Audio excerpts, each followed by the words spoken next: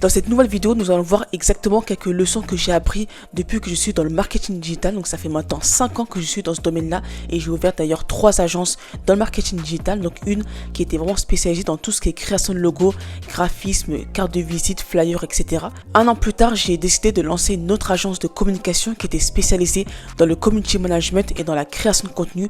Et 2 ans plus tard, je me suis spécialisé dans l'acquisition client, dans le growth hacking sur LinkedIn. Donc c'est d'ailleurs ce que je fais actuellement et je suis aussi actuellement dans la formation, dans de l'accompagnement, dans du mentorat tout simplement pour aider les entrepreneurs à développer leur activité et surtout donc à être autonomes. Et grâce à toutes ces activités complémentaires que j'ai créées, j'ai pu acquérir énormément de compétences, de connaissances et j'ai fait d'ailleurs toutes les erreurs possibles quand on souhaite tout simplement créer une agence de marketing et qu'on souhaite se lancer dans le marketing digital et même dans l'entrepreneuriat en règle générale. C'est pour cela que je voulais vous partager quelques leçons, quelques conseils que j'en ai tirés durant ces 5 ans d'expérience dans le marketing digital. D'ailleurs, si ce n'est pas encore fait, je t'invite à t'abonner et activer la cloche pour ne rien manquer car je vais faire énormément de contenus qui vont t'aider si tu souhaites lancer ton agence de marketing, si tu souhaites devenir coach, consultant ou que tu souhaites tout simplement développer ton activité. Donc je vais faire beaucoup de contenus sur le marketing digital, sur la communication, sur la prospection, la vente, le closing et aussi énormément de conseils dans l'entrepreneuriat, dans le mindset, etc., etc. Et aussi énormément de conseils dans le business, dans l'entrepreneuriat en règle générale. Donc n'hésite pas à t'abonner et activer la cloche. Et on se dit à tout de suite sur mon écran. Donc me voilà sur mon écran. On va voir ensemble 4 points, 4 conseils que je souhaite vous donner pour développer votre activité et pour justement éviter de faire les mêmes erreurs que j'ai fait quand je me suis lancé en 2020. Donc on va voir ensemble le premier point. Le premier point que je voulais voir avec vous, c'est le fait de développer votre personal branding et aussi d'autres concepts dès le début de votre activité. Ça, c'est hyper important de développer ça dès le début. Alors ça, c'est quelque chose que j'ai vraiment aussi parlé à plusieurs reprises lors de ma chaîne YouTube ou soit via d'autres vidéos sur YouTube et aussi sur Instagram, sur TikTok, sur tous les réseaux. Je parle beaucoup de développer son personal branding parce que ça, je pense que c'est l'une des choses que j'ai beaucoup négligé dès le début. Alors moi, ce que j'ai fait dès le début, quand je me suis lancé il y a 5 ans, c'est que j'ai beaucoup misé sur les événements en physique, les after-work, les clubs d'affaires. Donc ça, c'est une très très bonne chose quand vous venez de vous lancer. C'est une bonne chose pour avoir des clients, par exemple, très rapidement, pour développer son réseau, pour par exemple avoir des partenaires ou tout simplement pour éviter la solitude dans l'entrepreneuriat. Ça c'est vraiment une bonne chose. Mais il ne faut pas miser que sur ça. Et moi, c'est l'erreur que j'ai fait. J'ai misé que sur ça. Je pense dans les trois premières années, j'ai misé que sur les événements physiques, etc. Donc des fois, je communiquais sur les réseaux, mais c'était pas très professionnel. Et j'ai vraiment négligé cette partie-là. Et donc voilà, donc je pense que il faut vraiment s'accompagner sur ça, le personal branding. Il faut pour moi avoir un coach, il faut prendre une formation. Donc ça pour moi c'est quelque chose à développer très rapidement, surtout là on est actuellement en 2024 et on va bientôt être en 2025. Il y a énormément de concurrence et ce que je dis à chaque fois, c'est qu'il y a beaucoup trop de concurrence dans le business, dans tous les business. Que ce soit créer une agence de marketing, être dans l'e-commerce, dans le dropshipping, que ce soit vraiment tous les business en ligne, il y a beaucoup de concurrence. Et comment faire pour se différencier? C'est via le personal branding. C'est comme ça que vous allez pouvoir vous différencier, que ce soit sur YouTube, que ce soit dans vraiment n'importe où. C'est grâce à ça que vous allez pouvoir vous développer. Et aussi développer aussi d'autres concepts. Alors quand je parle de concepts, ça va être par exemple le fait que là actuellement, ce qui est un peu à la mode, c'est de créer une agence hybride, à la fois service, à la fois coaching. C'est aussi de proposer en fait de la formation. En fait, il y a tellement de concepts en fait à développer, que ça soit sur la communication, que ça soit sur la prospection. Trouver d'autres concepts qui se fait par exemple aux États-Unis. Et c'est d'ailleurs ce que tout le monde fait. Donc dans l'entrepreneuriat, dans le business là actuellement, c'est qu'il faut regarder ce que font les concurrents, ce que font par exemple aux États-Unis, d'autres concepts, que ça soit dans tout. Je parle vraiment dans la communication, dans la prospection, que ça soit aussi sur le personal branding, que ce soit vraiment dans tous les aspects en fait. Il faut trouver aussi d'autres concepts, pour pouvoir se différencier de la concurrence et être perçu comme un expert et surtout devenir le numéro 1 de son domaine tout simplement. Et c'est comme ça que vous allez pouvoir vous différencier de la concurrence. C'est déjà développer votre personal branding, mais en plus de cela, donc de développer aussi d'autres concepts, par exemple, qui viennent des États-Unis, par exemple. Donc ça, c'est vraiment l'une des choses que je veux partager avec vous. Et ça, on va dire, je pense, l'un des plus gros regrets que j'ai, en fait, c'est de ne pas avoir développé mon personal branding dès le début. Et maintenant, ça fait que maintenant que je développe, ça fait que maintenant que je développe ma chaîne YouTube. Ça fait maintenant 6 mois que je la développe, alors que ça fait plus de 5 ans que je suis dans l'entrepreneuriat. Et j'aurais pu bien développer ça dès le début. Et j'aurais pu avoir une grosse communauté et je pense atteindre mes objectifs très rapidement. Donc voilà déjà le premier point. Le deuxième point que je vais voir avec vous, c'est le fait de maîtriser la persuasion, la psychologie humaine pour vendre plus et pour vendre mieux. Alors ça aussi, en fait, c'est ce qu'il faut savoir, c'est que c'est l'une des choses les plus importantes pour déjà closer plus, signer plus de clients et aussi donc communiquer mieux parce que si en fait enfin, vous communiquez par exemple avec les douleurs, les problématiques, les objectifs, que ce soit aussi les rêves de votre cible, vous allez enfin, mieux cibler et vous allez attirer énormément de personnes. Donc grâce à ça, grâce à votre communication, grâce à votre personal branding, donc voilà, enfin, ce qu'on disait auparavant, et surtout, enfin, même quand vous allez commencer à prospecter, faire de la publicité, vous allez commencer à closer, à faire des rendez-vous, ça c'est hyper important de maîtriser ça, la persuasion, la psychologie humaine, vraiment prendre tout l'aspect psychologique dans la vente, voilà, tout simplement dans tout l'aspect vente.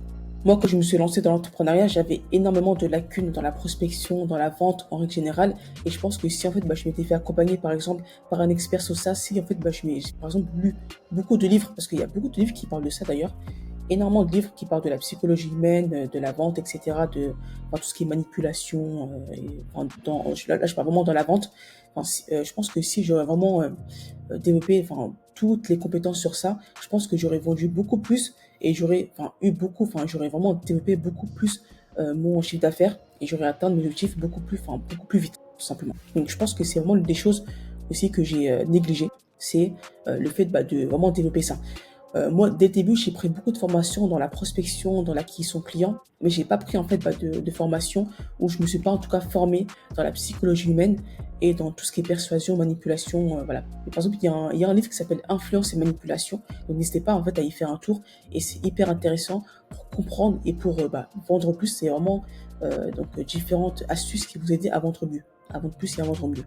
Donc ça aussi, c'est une chose hyper importante, comme il est écrit ici pour la communication, pour le closing, pour la prospection, pour la communication, etc. C'est hyper important donc d'avoir ces compétences-là. Le troisième point que je voulais voir avec vous, c'est le fait d'éduquer votre cible et de surtout mettre en place un processus de maturation. Alors, qu'est-ce que c'est qu'un processus de maturation? C'est le fait de tout simplement déjà éduquer votre cible par plusieurs manières. Déjà, de créer par exemple une communauté, ça peut être sur Skool qui est qui est vraiment ultra pertinent et qui est ultra connu d'ailleurs. Donc une communauté sur Skool, ça peut être aussi un groupe WhatsApp, un groupe Facebook, ça peut être sur Discord, sur Telegram, c'est comme vous voulez. Ça, c'est vraiment à vous de voir. Mais il faut avoir une communauté, il faut créer en fait un groupe pour attirer tous les prospects que vous avez prospectés, qui sont intéressés, qui sont peut-être réticents et donc leur apporter énormément de valeur, que ce soit des vidéos YouTube, ça va être par exemple plein de contenus, de ressources que vous avez créés et donc voilà, les étudier et faire en sorte qu'ils ont confiance en vous et surtout apporter aussi de la preuve sociale. Ça peut être aussi des témoignages, ça peut être aussi des avis clients, des chiffres concrets exactement. Donc le but de créer une communauté est d'apporter un maximum de valeur pour faire en sorte que donc, les prospects ont beaucoup plus confiance en vous et qu'ils vont acheter naturellement. C'est vraiment ça, un processus de maturation. Ça peut être ça, ça peut être aussi le fait de mettre en place, par exemple, une campagne d'emailing avec, par exemple, 3-4 emails avec énormément de valeur. Ça va être aussi, donc, déjà créer énormément de contenu sur les réseaux sociaux, etc. Donc, ça passe par plusieurs choses, par plusieurs stratégies, plusieurs canaux pour pouvoir faire en sorte que votre cible soit éduquée et que quand ils vont vous contacter pour par exemple acheter vos offres, ils seront beaucoup plus matures, ils seront déjà bien éduqués et ce sera beaucoup plus simple pour vous de les signer tout simplement, de travailler avec eux. Donc moi, ce que je faisais dès le début quand je me suis lancé dans le coaching, dans la formation, ça fait maintenant 2 ans. Donc je prospectais beaucoup par téléphone, par email, sur LinkedIn, sur Instagram, sur Facebook aussi, ce qui fonctionnait bien, mais ce qui manquait c'était ça. Le plus gros problème, c'est que j'arrivais en fait à avoir énormément de rendez-vous, on va dire entre 5 et 10 rendez-vous par semaine. Mais le problème, c'est que vu que les prospects ne me connaissaient pas et en plus cela, donc c'était pas bien éduqué, c'était hyper compliqué en fait de les closer et donc de faire en sorte qu'ils soient bien présents en plus lors du rendez-vous. C'était hyper compliqué et c'est justement ça qui manquait. En fait, il manquait un processus de maturation.